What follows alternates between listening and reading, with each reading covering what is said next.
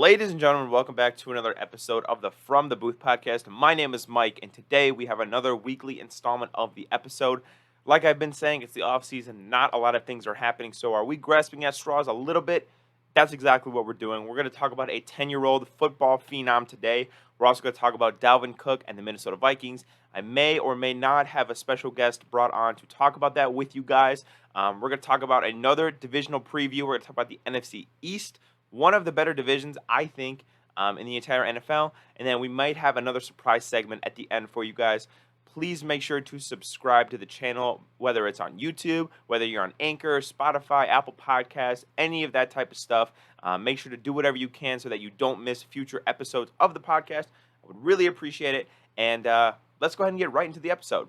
All right, ladies and gentlemen, we have brought Jake back onto the channel today to talk a little bit about Dalvin Cook and the Minnesota Vikings, being that you are a Vikings fan.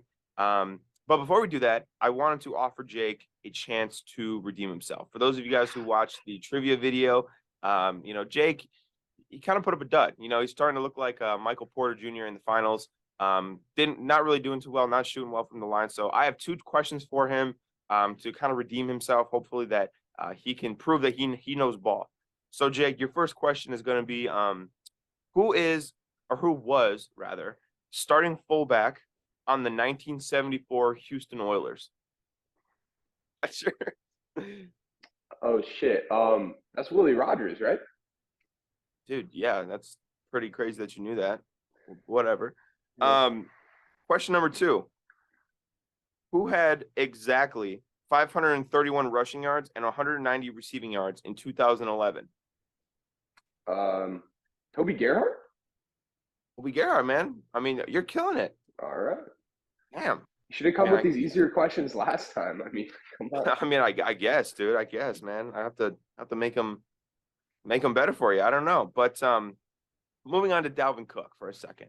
So Dalvin Cook asked to be released from the Minnesota Vikings this past week, got released, and is now a free agent. He's going to go sign with anybody. So from the Vikings standpoint, are you upset that you guys are going to be moving on without Dalvin Cook? Do you think that he was going to continue to be a big contributor to that offense, or are you, confident in Alexander Mattison as the backup, or as now the starter?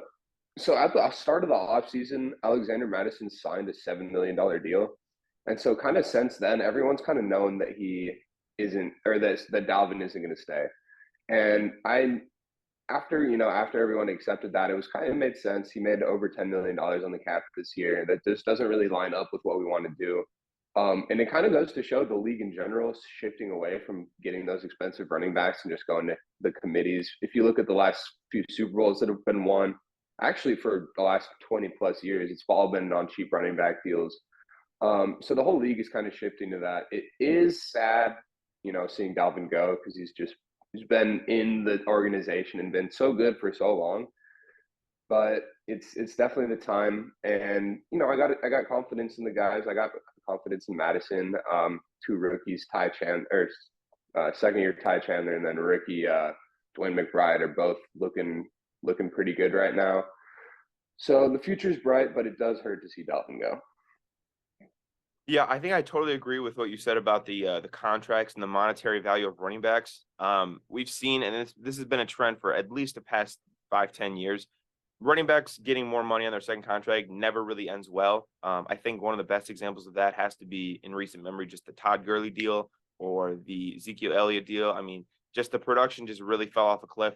And, Dalvin Cook, he's 28, right? And normally running backs are not productive up until their age 30 season. So I think a lot of people are worried that Dalvin Cook is about to just absolutely fall off a cliff, both in production and with efficiency.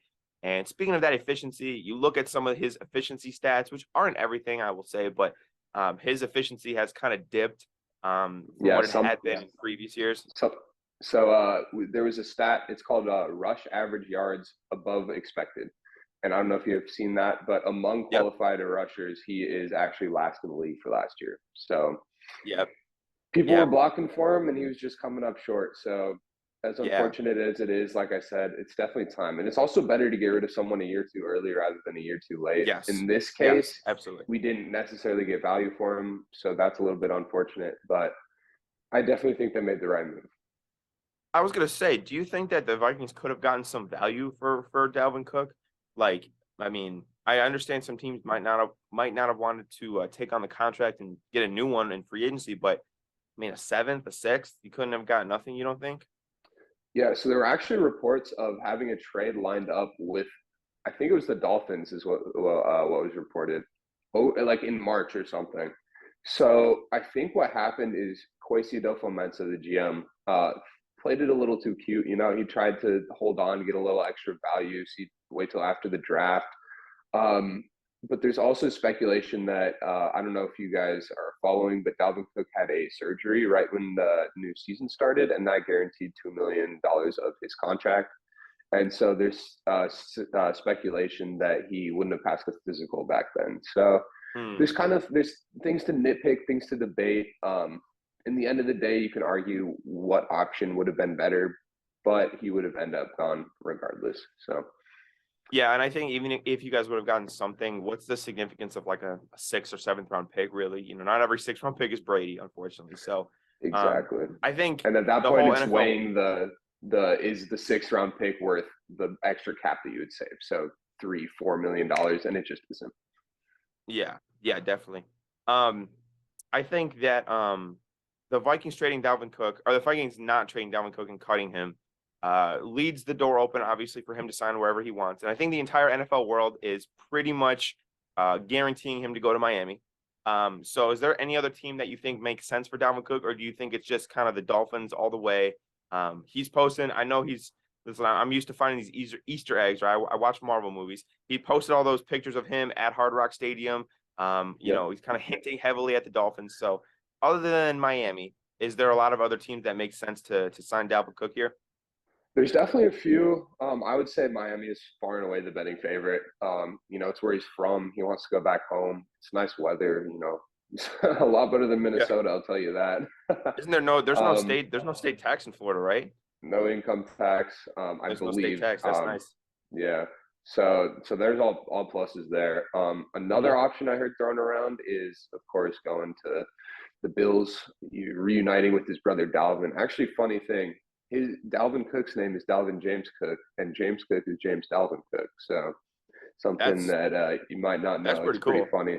Their parents, That's their pretty parents cool. messing with them a little bit. Yeah, there you go.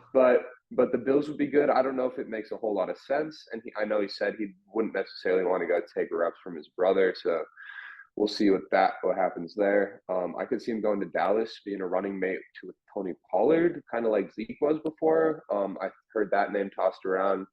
I heard Atlanta before the draft, but I don't think that's going to happen because they got Bijan. No, yeah, Um, no way. No. yeah, so I think if any teams, Miami's definitely the best option, but then those other two are also, you know, sneaky contenders as well. And with the Dolphins too, we talked about his brother being in Buffalo. He's going to get to play his brother at least twice a year. You know what I mean? So he's going to be Exactly. clashing with his brother. So yeah, I think Miami makes the most sense from so many different angles. Um, Now there's people saying whether or not that he makes a huge difference. Miami's added a lot of big names in this offseason, but people are debating whether or not he's going to make a huge impact actually on the field and not just on paper. Um, so I personally think that Dalvin Cook, he's gonna not be a workhorse running back in Miami. I think he's gonna share reps with Agreed. Devin Akane and with Raheem Mostert. And I think Mike McDaniel is going to use him creatively because Dalvin Cook does have a specific skill set that he does. I mean, he is a very versatile running back. He's a good receiving back.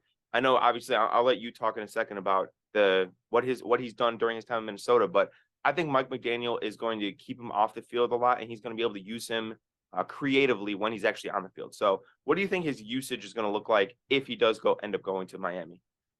Yeah, so I think, like you said, exactly. I don't think he's going to be the workhorse. I think he's going to be a committee guy. And honestly, I think it's going to be very beneficial for him. Um, he struggled a little bit kind of in the numbers and before the breakaway part of the run a lot last year. He only had 2 runs, also more than 50 yards last year, and he has over 10 in his career. So it's a big step back there. And I think being on an offense like that, where he's not the focal point of the run game, he can come in, he can catch passes out the backfield, he can do screens, he can get outside the numbers, get him into space, and get doing what he does really well, I think is going to benefit him a lot, especially because everyone there is so fast. Oh He'll yeah. just be able to fit right in, and I think it'll complement his abilities really nicely. Yeah, and not that this wasn't the case in Minnesota to a certain degree, but I think in Miami especially, with the threat of Jalen Waddle and Tyreek Hill on the outside, those DBs, I mean, they're playing off. You're not going to see a lot of press coverage against the Miami Dolphins. You're going to see a lot of deep zone coverage. You're going to see a lot of guys preventing that deep shot. And I think that could, not just for Dalvin Cook, obviously, but that could open up a lot of running lanes in the intermediate part of the field for Dalvin Cook to hopefully get to the second level. And then, like you said, if he's able to get into that open field, he's going to do Dalvin Cook activities. You know what I mean? He's going to be great. Exactly. So, yeah, so I think Dalvin Cook to the Dolphins is probably the most likely. If you had to talk just really quick contract, you think what, like a 1 year deal, 1 year, 5 mil, something? Definitely 1 or 2 years. We're seeing Yeah. people kind of stray away from the longer contracts with the running back. Look at Zeke Elliott. Look at Alvin Kamara. Even Yeah. look at Joe Mixon. Nobody wants to pick those contracts up, and Saquon probably isn't going to get a contract either. He's just playing on the franchise tag. So I'm Yeah. guessing, yeah, 1 or 2 years. I'm maybe up to 7 million. I know he was making about 10 in Minnesota, Hmm. and I He's definitely getting a don't pay think cut. he Yeah. don't think he wants a pay cut. So I'm thinking he'll probably aim for 7 or so, maybe like a 2 year 10 million where he makes seven the first year and then has some incentives or something Yeah. around that area. I don't think it's going to be too crazy, but I also don't think it's going to be, a total discount because he deserves it. He's a good player, but just not a $10 million a year player. Yeah. No, I get that. And then just wrapping up, talking about the Vikings specifically, they've lost some guys in the offseason, obviously, this year. So, how do you think the Vikings offense is going to look this year relative to what they were last year? Because they were one of the league's better offenses last year. You guys have made some subtractions, also made some additions, with Jordan Addison and everything like that. So, what do you think the offense is going to look like relative to last year? Yeah, so this is actually an unpopular opinion, kind of a hot take to a lot of people. I think the Vikings got better on both offense and defense, but I think they're going to have a worse record. And, Okay. last year, everyone can kind of agree it was a little fluky. It's kind of hard to win, what was that, 11 games by one score. So I think they're going to regress a little bit record wise. But as for the offense, they got the running game shored up. They hopefully will have a healthy offensive line. They have two superstar tackles. They brought in John Oliver, blocking tight end, so we'll be able to run a lot Mhm. more. I think the running back by committee also is going to help. Pick the guy Yeah. you want in the situation. Justin Jefferson's going to get a lot less attention with Jordan Addison there. Him Yeah. and KJ are going to be great, like kind of wide receiver 2 3s that share the second load. Of course, behind Hawk, who's he needs a contract extension, also, who's going to be Yeah. awesome for the next few years. And then defensive wise, we definitely lost a lot of people, but we're going to get faster and younger, which honestly is the most important thing. Because if you don't give guys opportunities, you don't get faster. You're just a bunch of old guys out there. Well, we saw what happened last year. They let up 400 yards a game. So Yeah. I also That's think true. I think Brian Flores is definitely going to help with that as well. He's super aggressive. It might not be this first year, but within 2 years, I think they're going to be a top 10 offense. Kind of like what he did with Miami when he went there. But I'm really Yeah. excited. They're preparing for the future a lot, which is refreshing to see.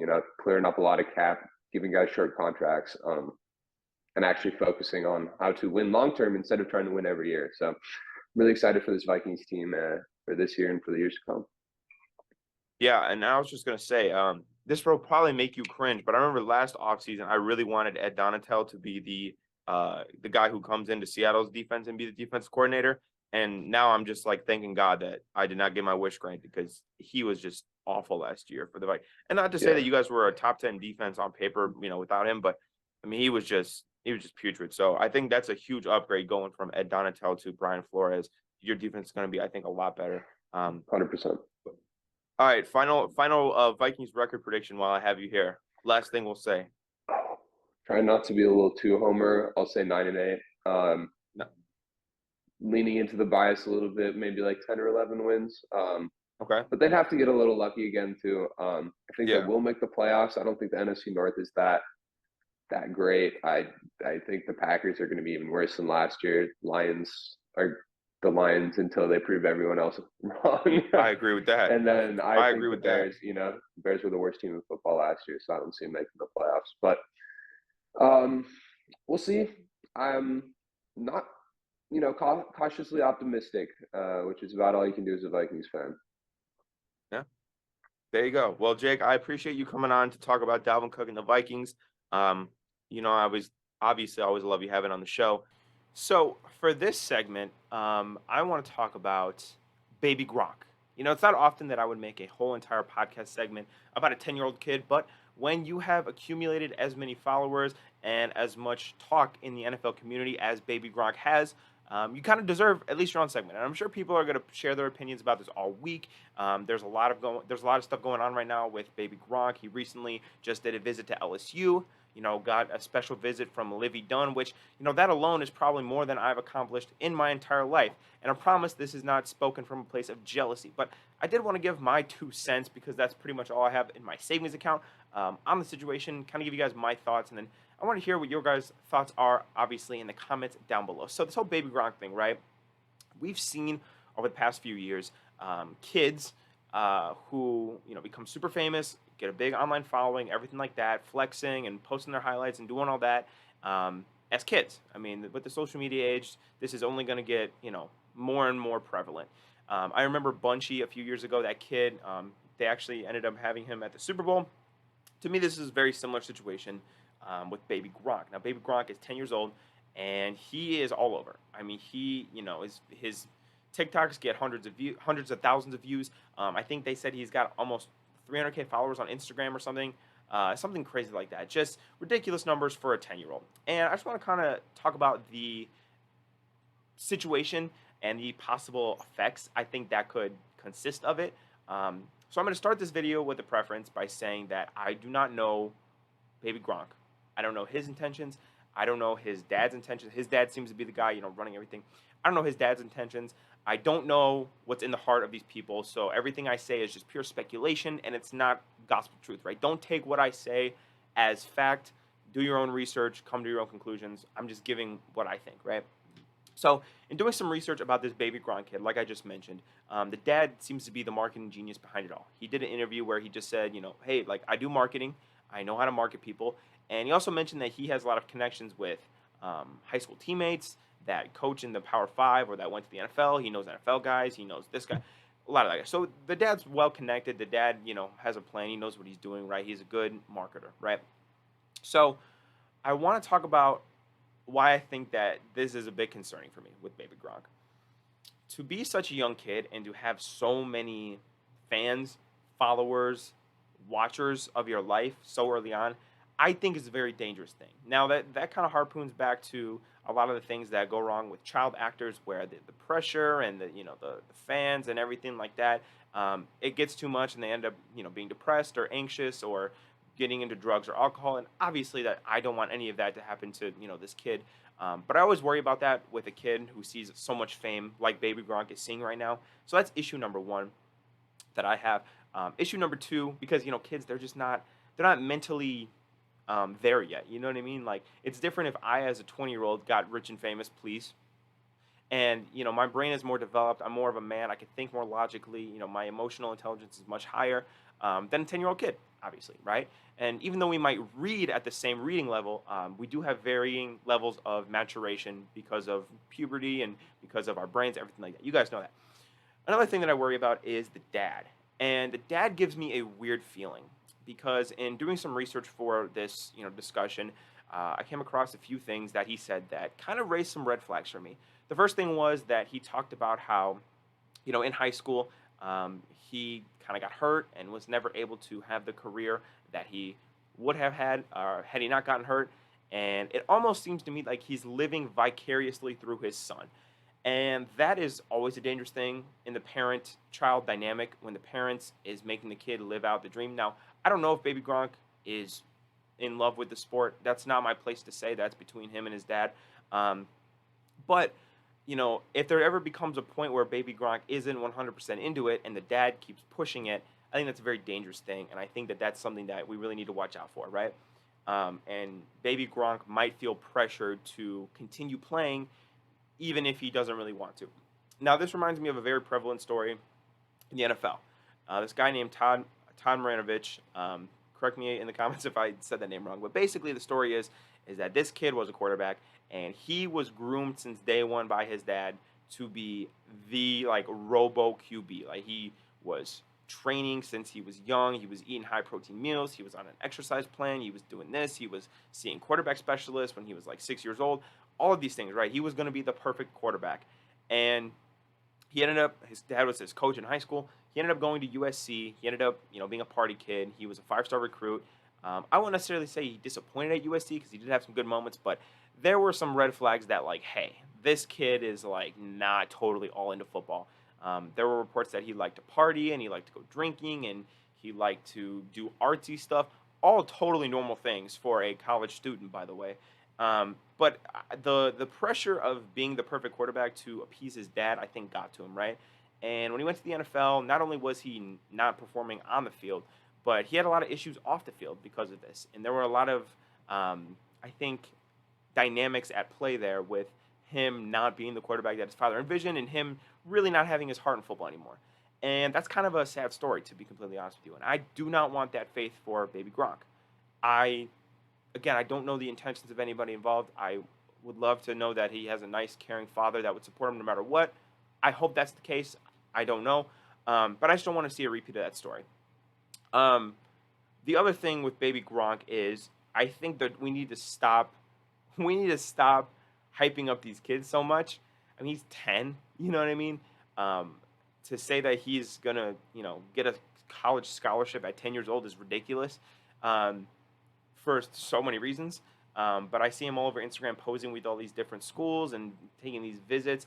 And a lot of that's probably just media, mumbo jumbo. It's probably not anything satirical. But I do worry that if he, maybe his body grew before the rest of the 10-year-olds. I mean, I played with this kid when we were 10, and he grew up faster than any of us. He was the biggest, strongest, tallest, everything. He was our running back. We just handed him the ball, and he would carry it 60 yards to the house. And then we got to, our sophomore year of high school, and he probably gained 2 pounds and didn't grow an inch. You know what I mean? So some kids just hit a growth spurt. Some kids hit their athletic spurt early, and I don't want him to feel like a failure if he's not, that same level guy in high school. Additionally, his father talked about the nutrition plan and the exercise plan and the training programs and all that.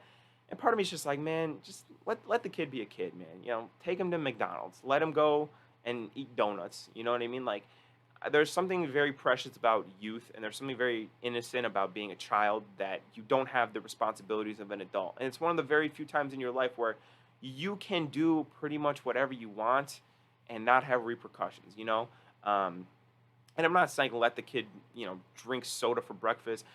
I'm just saying let the kid have fun. And I worry that sometimes when the kids are on such a strict schedule, it doesn't leave for any fun. And it's just work, work, work, work, work.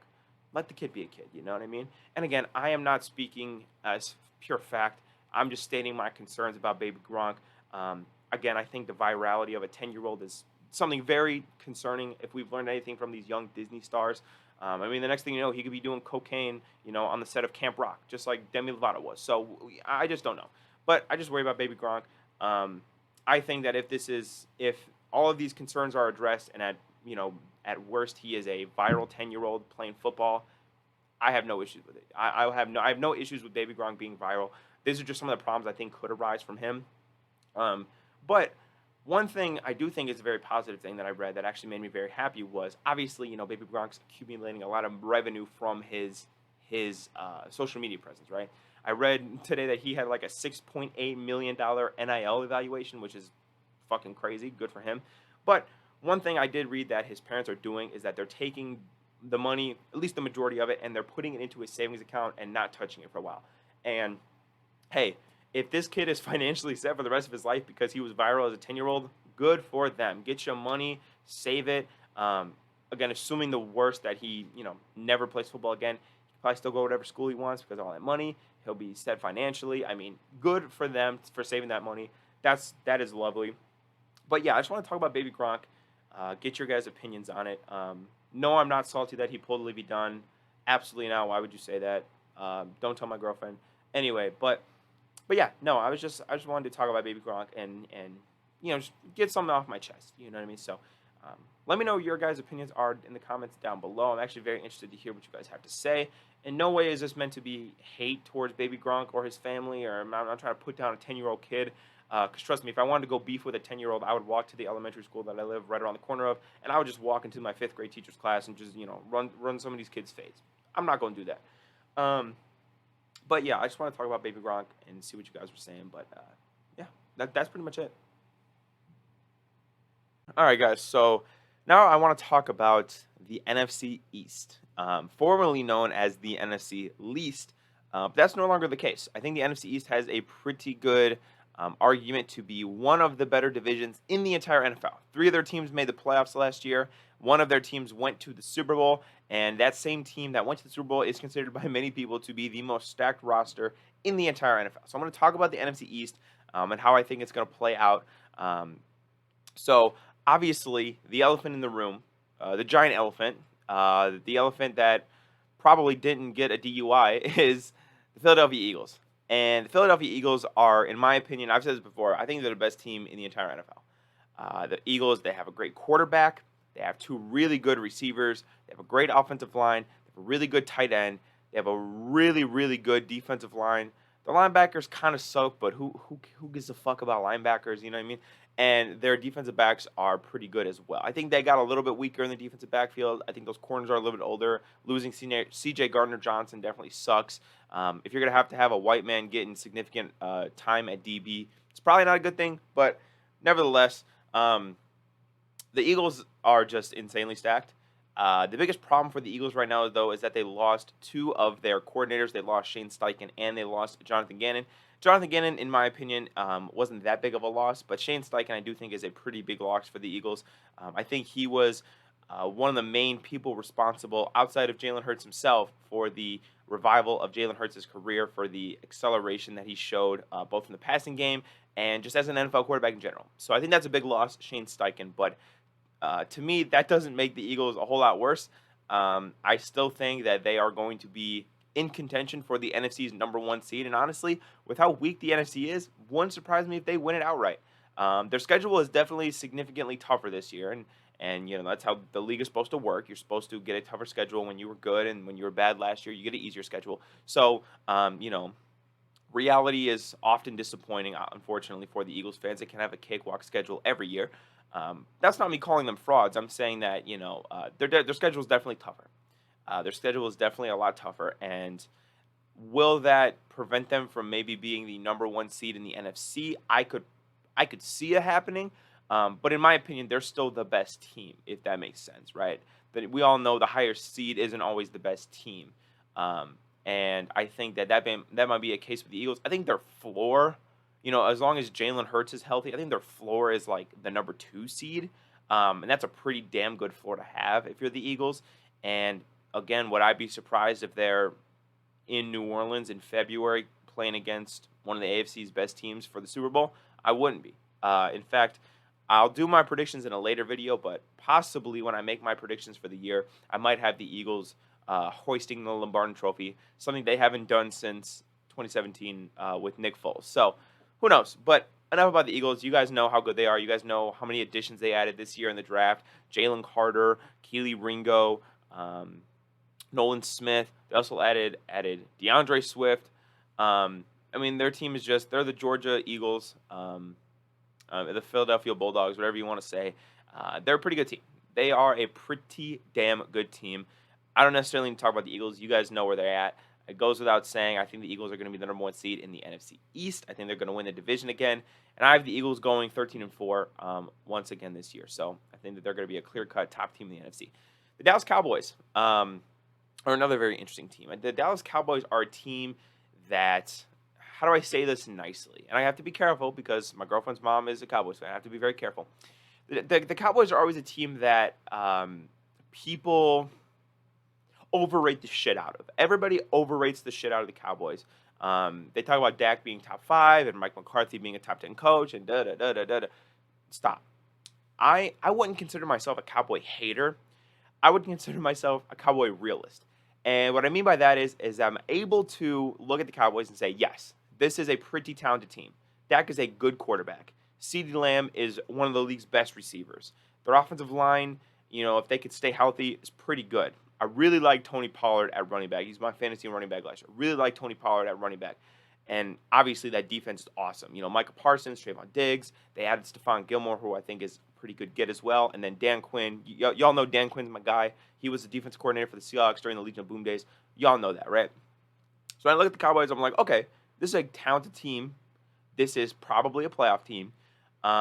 Unfortunately, though, I think one of the things that's going to hold the Cowboys back. Well, there's a few things that I think are going to hold the Cowboys back. The first one being Mike McCarthy.